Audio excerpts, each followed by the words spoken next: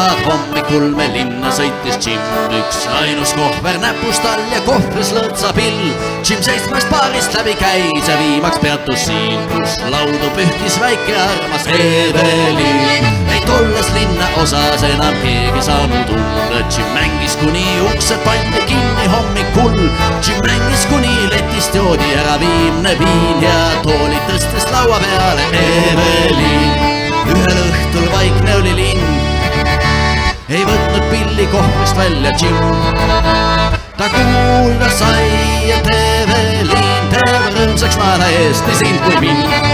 Kui hea vaene Jim, sa hoia püsti peas, sa tead, et sinu lõõtsamäng on enamat kui hea. Nõnda sama hästi tunneb oma tööd ja väike armas Evelin, kes tõmbub on kui öö. Jäigi meie juurde Jim ei raatsid lahkuda, me tahtsime vaid õhtul Jimmi baari mahtuda.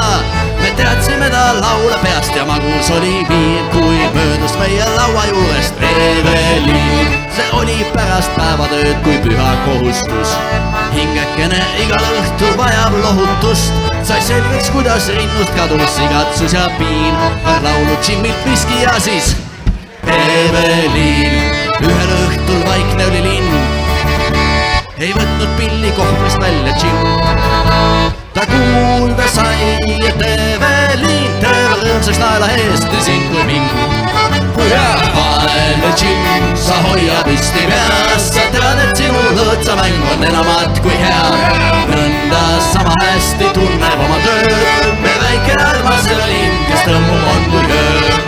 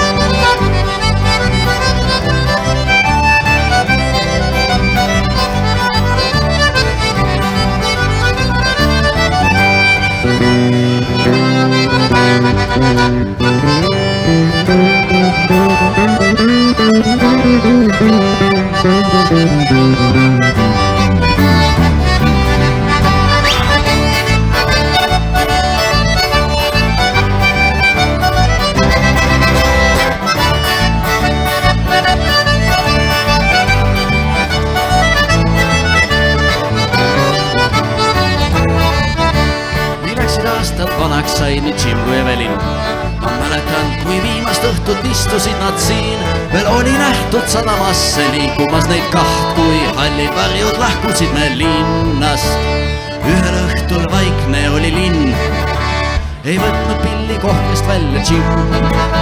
Ta kuulda sai, et Evelin teeb rõõmsaks naela Eesti sind kui mind. Kui hea vaene Jim, sa hoia püsti peas, sa tead, et sinu lõõtsamäng on enamat kui hea. Nõnda sama hästi tunneb oma tööd ja väike armas Evelin, kes tõmbub on